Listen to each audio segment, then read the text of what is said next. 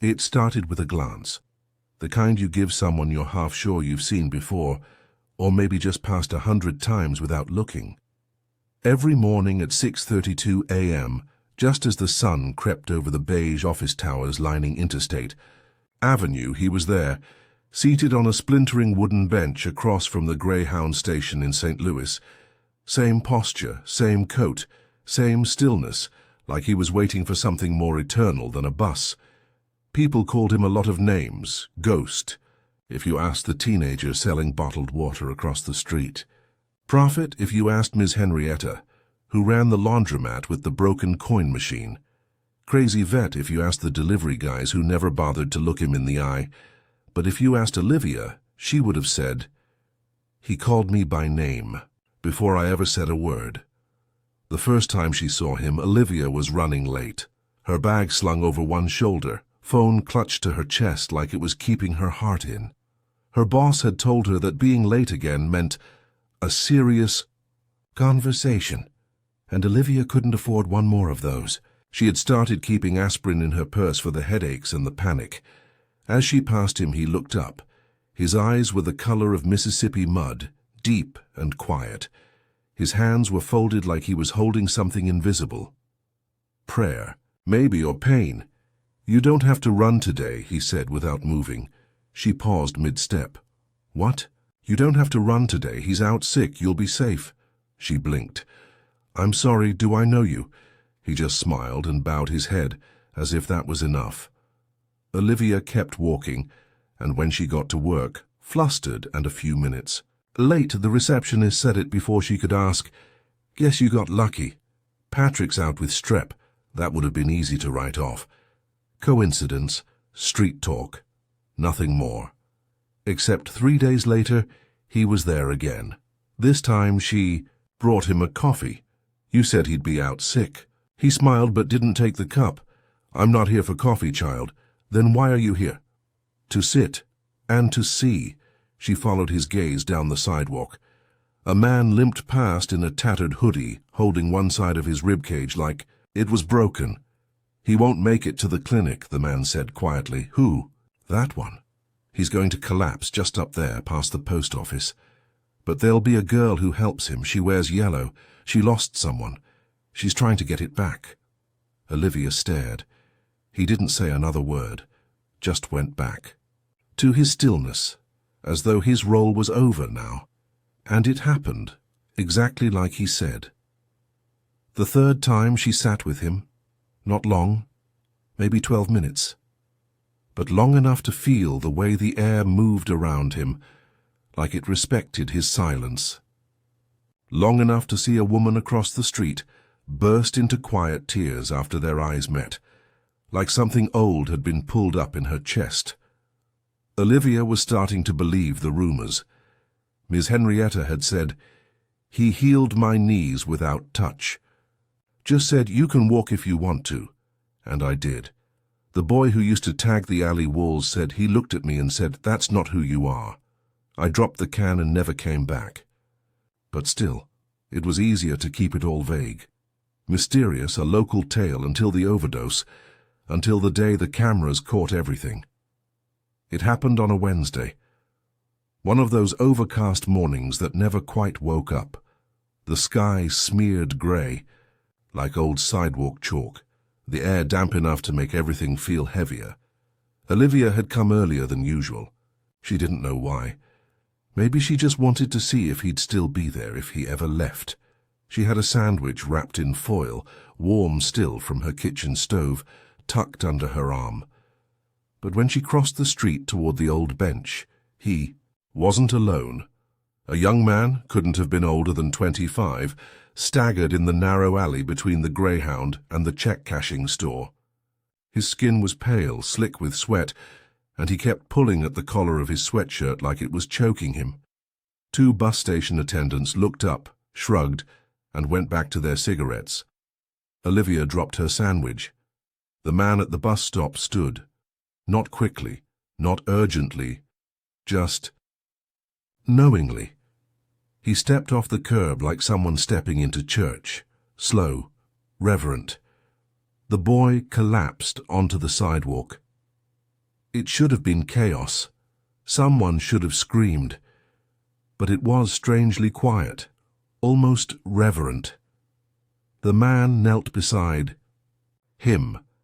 His hands hovered, not touching, just hovering like they were remembering something ancient. A woman from the laundromat across the street started filming. Later, Olivia would replay the video a dozen times. K100. It started shaky, the woman's hands trembling. But then the shot steadied as if even the phone understood what it was witnessing. You could see the boy's chest struggling, like each breath was a fight. His lips were purple. His fingers clawed at nothing. And the man, the one they called Ghost Prophet Crazy Vet, just whispered something. Over and over. No one could hear the words. But in the video you could see the moment the boy's breath slowed. His fingers unclenched. His eyes opened like he'd been underwater too long and was finally breathing real air. He wept. Right there, in the stranger's lap. Not from pain, but from some kind of release. The video went viral by sundown, TikTok, Instagram, Facebook, Twitter. It even hit LinkedIn, of all places, under some corporate caption like, "Leadership doesn't always wear a suit." People in the comments debated what they saw. It's trauma response. He just calmed the guy down. My uncle overdosed twice. That wasn't just calming down. Look at his hand. Look at his hand. The guy didn't even touch him. No Narcan, no CPR, just words. This can't be real. It had over 2 million views by midnight. Olivia had screenshots. Not because she needed proof, but because she needed to feel it again. By Thursday morning, people started showing up at the bus stop. Not just curious ones, not just influencers or the usual local skeptics, but people who looked tired. People carrying things you couldn't see. A woman with a surgical scar down her neck. A teenager with arms wrapped in long sleeves in the middle of June. A father with a photograph clutched in his hand like a prayer. They came and sat on the bench beside him, and he never asked them what they wanted. He just looked, sometimes smiled, sometimes said nothing. Other times he'd murmur something so quiet they leaned in without realizing it. Some left weeping, some laughing, some holding their chests like something cracked open inside them. Olivia watched it happen for 3 mornings straight. She didn't know why she kept coming. Maybe it was the peace. Maybe it was the way the birds stayed longer around him, or how. So even the most aggressive bus horns seemed to soften when passing. But mostly, it was how he looked at people, like he saw them. Not just their clothes, their skin, their tired faces, but their whole selves. The before and the after. One morning, as she offered him coffee again, he took it this time. He sipped. Then, looked up at her. "You're carrying something heavy," he said softly. Olivia didn't answer. He didn't ask again, just nodded toward the empty space on the bench beside him. She sat. She didn't say anything for a long time. The coffee in her hands had gone lukewarm. The cardboard sleeve was soft from how tightly she'd gripped it. Around them, the city moved the way it always did. A blur of tired men, hissing buses, coughing engines, and people looking anywhere but at each other. But not him. He sat still beside her, same as ever, like silence was his native language. Olivia had never told anyone what she was about to say. Not the therapist she couldn't afford. To keep seeing? Not her mother, who always said it was a phase. Not even Mariah, her best friend who once held her while she sobbed on a college dorm floor. But sitting next to him felt different, like he'd already heard it. "I was 16, she said, barely above a whisper. He didn't flinch, just nodded. "He was 22, my cousin's boyfriend.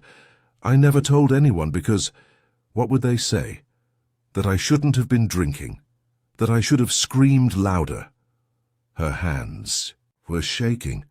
"I buried it so deep I didn't even know it was still running my life. But it is. It shows up every time someone touches my shoulder from behind, every time I hear a bottle pop open, Every time I try to sleep with the lights off." She laughed bitterly, blinking too fast. "I don't even know why I'm telling you this." He looked at her, gentle. "Because your soul's been waiting for someone who could hold it without dropping it." The words didn't hit her like thunder. They landed quiet, like dust settling. But they went straight through. For the first time in over a decade, she didn't feel like she was bracing herself. Across the street, a man in a crumpled security uniform leaned against the brick wall of the corner store, pretending not to watch. He'd been there every morning for a week now. Olivia noticed how his hands stayed in his pockets, how his mouth moved like he was talking to himself. He never crossed the street. Not once. She wondered what his story was, and if the man beside her already knew it. By the end of that week, the bench was never empty. People brought their wounds like offerings. Sometimes it was a limp they couldn't explain. Sometimes a name they hadn't spoken in years. Sometimes just silence and tears and the ache of trying to breathe when everything hurt too much. And somehow, he knew what to say, or when not to. The only thing he never gave them was his name. People asked. Of course they did, but he'd just shake his head. "You don't need to know me, just need to know what's still good in you." Olivia stayed longer now, sometimes an hour before work, sometimes after sunset. One night she watched a young mother with a screaming toddler approach. The child had night terrors, she said. He hadn't slept in 3 days. The man didn't touch him, just leaned down and said one word, "Peace." The boy went quiet, just like that, fell asleep in his mother's arms before she even turned around. That night, Olivia dreamed for the first time in years. And it wasn't the nightmare. It was a memory. Her as a child, on her father's shoulders, laughing under a streetlight. A night she thought was long forgotten. She woke up crying, but they were good tears. The next morning the bench was empty. Olivia's chest dropped. He was always there. Always. She looked around, up the street, down the alley, across the gas. Her station. Nothing. Even the air felt wrong. Like the wind was holding its breath. She waited 40 minutes. Her coffee got cold again. Still nothing. She turned to leave and nearly bumped into the security guard. The same one from across the street. He stared at her, blinking hard, like he wanted to say something but couldn't get the words out. "Are you okay?" she asked, hesitating. He nodded, then reached into his pocket and pulled out a small square of folded cardboard, like a scrap from a cereal box on it in careful handwriting. "Sometimes he leaves so you learn to listen to yourself." Olivia looked up, but the man was already walking away. Olivia didn't go straight to work that day. She walked the long way, past the bakery that smelled like her childhood, past the church she hadn't stepped inside since high school, past the boarded-up storefront that used to be a jazz bar, where her father would sneak her in to hear real music. Everything felt louder without him there. The footsteps, the traffic, her own heartbeat. When she passed the bus stop again at noon, the bench was still empty. She felt it in her chest, like grief. But the strange thing was, people were still gathering. An old woman with her rosary. A boy wearing headphones too big for his ears. A delivery driver with sunburned cheeks and cracked hands. No one said it aloud, but they all knew. Something sacred had happened here, and now it was theirs to protect. That night. Olivia didn't dream of the attack. She dreamed of the wind. In the dream she stood on top of an empty parking garage, the city below like a toy set. The wind rushed past her, not cold, but steady, like breath, and it whispered something. It's not about him. Friday morning she returned to the bench, still no sign of him, but something new had been left behind. A folded piece of paper, tucked neatly under a stone, like someone had placed it there on purpose.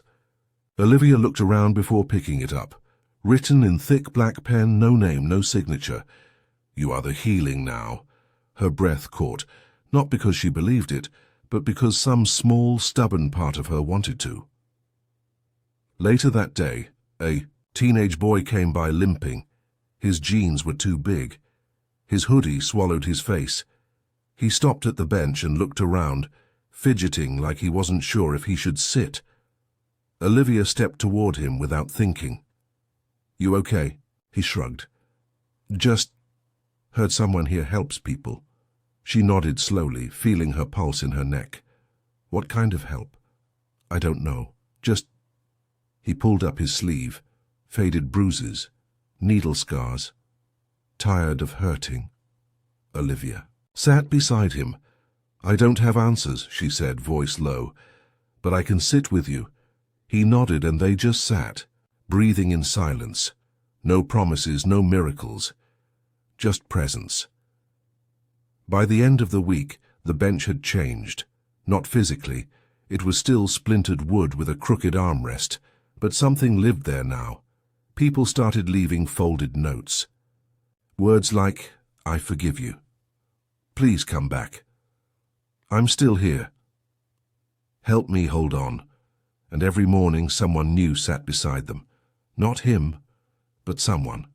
A woman with kind eyes, a pastor off duty, a retired nurse, a mechanic, who used to drink too much but now carried hot tea for the weary.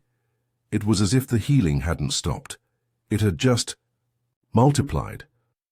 That night Olivia went home and did something she hadn't done in years. She lit a candle and sat on the floor, and she wrote her story down. Every word. From the first no she never got to say, to the day he told her she didn't have to run anymore. She wrote until her hands ached, then folded it into a square and placed it in her bag. Tomorrow she'd leave it on the bench. Maybe it would help someone else. Maybe that was the point. It was raining. Not the kind of rain that demanded umbrellas or sprinted down storm drains, but a slow, steady mist that clung to skin and softened the edges of everything. Sidewalks glistened like glass. The world felt quieter under the hush of it. Olivia sat on the bench, the wood damp beneath her coat. The folded note, her story, was still tucked inside the crack near the armrest, wrapped in plastic. She'd checked it 3 times, not out of vanity but fear, that no one would read it, that it wouldn't matter. But as she watched the stream of early commuters pass by, she noticed something strange. People were stopping, not to read the tote, not to talk to her, just to pause, to rest a hand on the bench, to close their eyes for a moment, to breathe a little deeper before continuing on. She didn't know what that meant, but it felt sacred. Around 7:15, a voice broke the stillness. "You look different." Olivia's chest seized. She turned, and there he was, same weathered coat, same calm eyes, same sense of being carved out of time. The man, the one who never gave his name, stood just feet away, his hands folded behind his back like a pastor, surveying a sanctuary. "You came back," she said, not hiding the tremble in her voice. He smiled. "I never really left." Her brows furrowed. "But you weren't here." He sat beside her. There's a difference between being absent and making space. They sat for a long time, neither speaking. The rain made the street shimmer like a mirror. Across from them, a woman helped an elderly man zip up his coat. A boy gave his umbrella to someone else and ran into the drizzle laughing. The world, Olivia thought, was still broken. But maybe not as broken as she'd feared. "People are leaving things now," she said finally. "Notes, prayers." "I know." "You saw?" He nodded. "They're learning." "Learning what?" He turned his head slowly, his gaze landing on her like the soft weight of a hand. "That healing doesn't come from power, it comes from permission." Olivia frowned. Permission? To be seen, to be heard, to sit in silence, to weep without apology. That's all most people ever needed. She swallowed, voice hoarse. Then why does it feel so rare? He didn't answer. Didn't have to. At some point she realized people had started watching them, not in a threatening way, not even curious, just reverent, like they understood something was happening and didn't want to disturb it. An older man walked up, carrying a paper bag. His hands trembled as he extended it to the seated man. "For you," he said. "You helped my boy last month. Didn't say much, but he's been sober 3 weeks now. That's more than I ever thought I'd see." The man took the bag with a small bow. "That's him doing the work, not me." The man left without another word. When the sun finally broke through the clouds, Olivia felt it more than saw it, warm and unannounced, like hope. The man stood. "I should go." Her throat tightened. "Will you come back again?" He looked at her, truly looked, and then down at the bench. No need. Then he placed a single item on the seat, a piece of cardboard folded neatly. Familiar. As he walked away, Olivia unfolded it. One line, same handwriting. "If they come to sit, sit with them. That's all I ever did." She held it to her chest. Once she didn't cry, just breathed, because maybe that was all it took to begin. The girl appeared just after the morning rush, barefoot and wide-eyed, holding a harmonica that looked like it had been run over by a truck. Her hair was in wild, hopeful curls. Her hoodie was 2 sizes too big and smelled like rain and firewood. She didn't ask permission before sitting, just flopped down beside Olivia like she'd been invited by the bench itself. "You're the lady that writes the notes, huh?" Olivia blinked. "I guess I am." The girl gave a nod, then held up the harmonica like it was a badge of honor. "It's busted," she said. "Won't play right. I found it in the alley behind the Dollar Mart. It used to belong to my brother, I think. He played it the night Mama left." Olivia turned toward her, careful. "Is your brother still around?" The girl shrugged. "Not really. He disappeared after she did. Left me a note and a Pop-Tart." The silence stretched between them. "I ate the Pop-Tart," the girl added, like that detail mattered. "But I kept this. Figured maybe if I fixed it, I'd find him again. Or Mama. Or something." She lifted the harmonica to her lips and blew a thin, bent wheeze came out. Not music, not really. Just the sad ghost of a sound. The girl didn't flinch. She blew again. And again. Her eyes closed. Olivia watched the whole thing, something prickling at the edges of her chest. It wasn't just the music. It was the way the girl believed there was still music in it. That somewhere inside those crushed reeds and rusted chambers, the song was waiting to be born again. When the girl finally opened her eyes, she looked at Olivia like she knew. "You ever fixed something that was broken for a really long time?" she asked. Olivia smiled. "I'm still working on it." The girl nodded. "Me too." A man in scrubs passed by, hesitated, then dropped a folded napkin on the bench. Olivia waited until he was gone before opening it. Inside, "You reminded me how to sit with my wife again, thank you." She folded it carefully, placed it inside the growing pouch of notes she kept in her satchel. There were nearly 50 now. The girl was tracing her finger along the wood grain of the bench. "Is it true the bench is magic?" Olivia shook her head. "No, not magic, just sacred." "What's the difference?" Olivia paused. "Magic tries to change the world. Sacred helps you live in it." The girl tilted her head, considering. Then, without warning, she handed Olivia the harmonica. "Hold this a minute." She dug into the pocket of her hoodie, pulled out a crumpled piece of paper and a dull pencil. "I'm going to write a note, too," she declared. Olivia raised an eyebrow. "To who?" The girl didn't look up. "To him. The man you said used to. Sit here, I want to thank him." She wrote with fierce concentration, tongue poking out the side of her mouth. When she finished, she folded the note 4 times and slid it between the slats of the bench like a secret. Then she picked up the harmonica, and tried again. The same bent wheeze. But this time, it didn't sound so sad. It sounded like the beginning of something. Later that day, after the girl had skipped off down the street, harmonica in her back pocket, dirt on her soles, joy in her stride, Olivia unfolded the note she'd left. There were only 6 words, written in blocky, uneven handwriting. You made quiet feel safe again. Olivia closed her eyes. Let the wind carry that truth wherever it needed to go. That night she stayed past sunset. She lit a candle and placed it on the edge of the bench.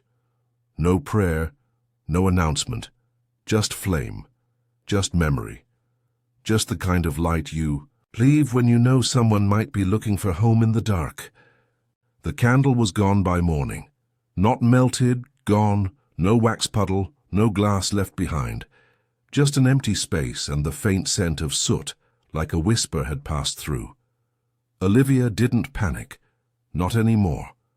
She'd come to understand that when something sacred leaves no trace, it's not an absence, it's a blessing that needed to move. Still, the bench felt heavier that day. The sky hung low. City sounds felt sharper. A siren screamed longer than it needed to, and somewhere across the street 2 men argued over nothing that mattered. She set down her bag and sat, fingers curled around a paper cup of black coffee, steam winding around, her like breath that refused to leave her alone. A man in a postal uniform passed and nodded. A woman with a service dog left a note without stopping. A college student sat, cried silently for 20 minutes and left without a word. It was a normal day at the bench, and yet she reached into her satchel and pulled out the small pouch of folded notes, now thick enough to need a ribbon.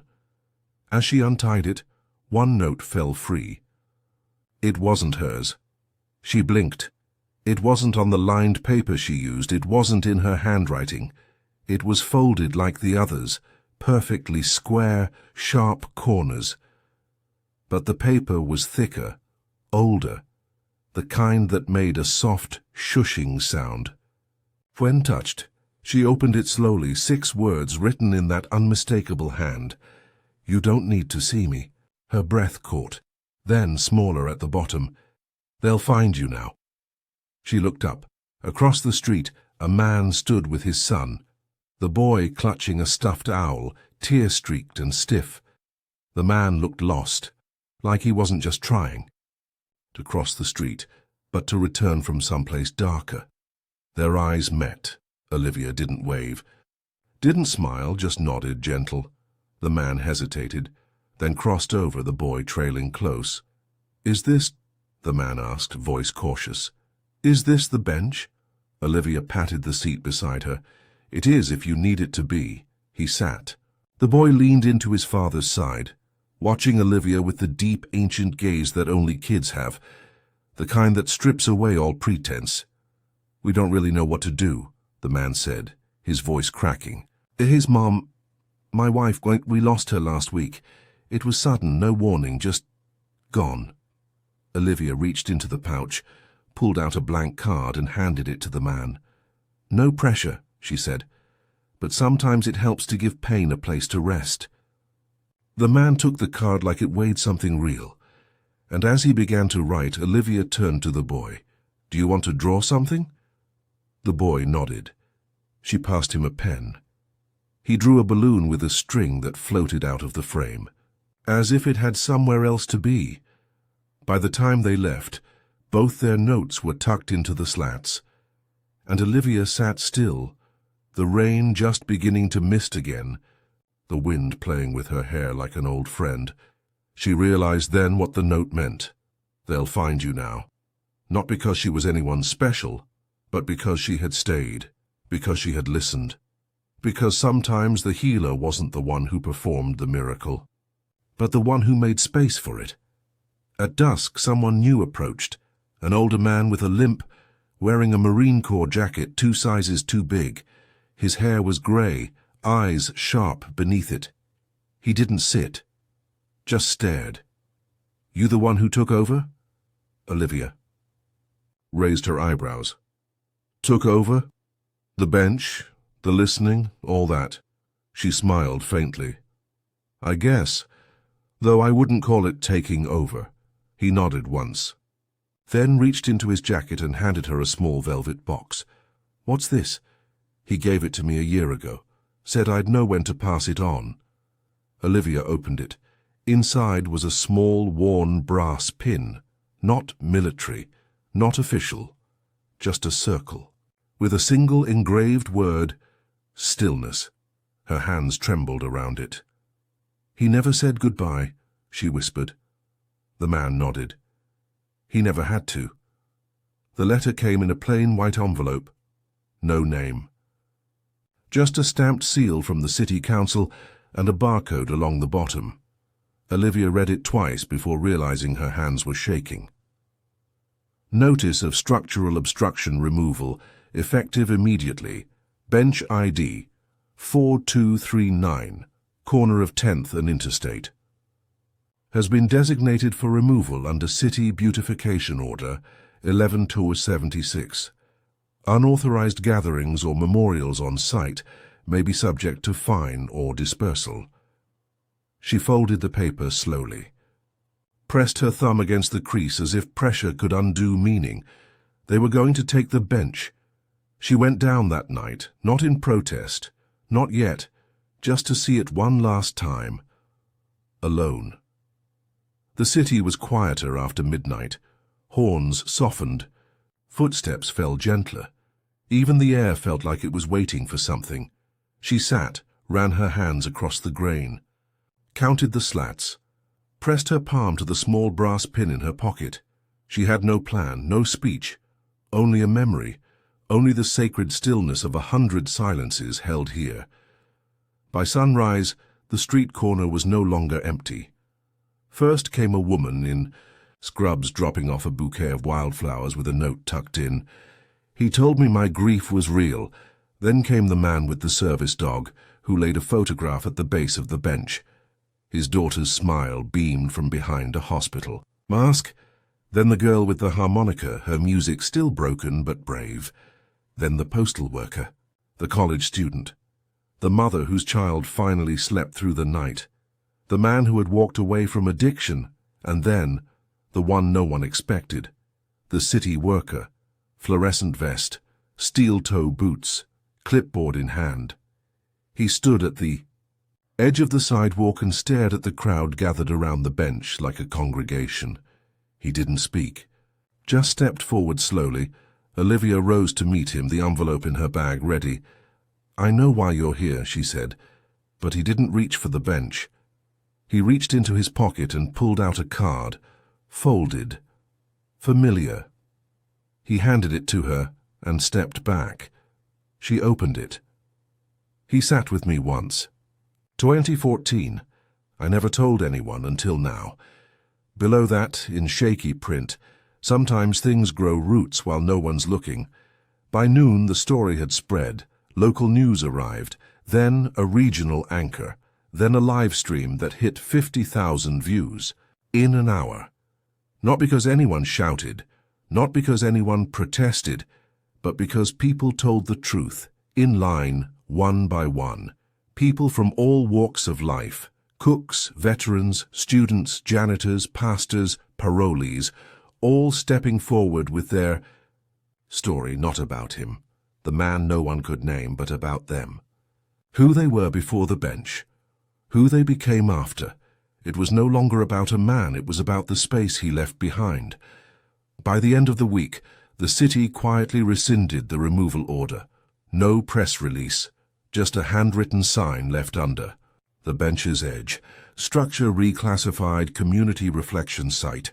Underneath, smaller, let it be. The bench never got a statue. There was no plaque, no fountain, no marble dedication, just a small engraved brass plate, screwed into the backrest by someone anonymous.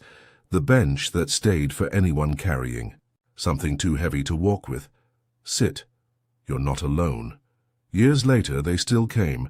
They came with stories folded in coat pockets. They came with questions they couldn't say out loud. They came with silence. and candles and the hope that someone might still meet them there. And often someone did. Not him, but someone who had once been changed here, a child, a widow, a nurse. A man with nothing left but time. They sat, they listened, they offered stillness like a gift that cost nothing but gave everything. No one ever saw him again. But his absence was not emptiness. It was space, sacred and alive, waiting.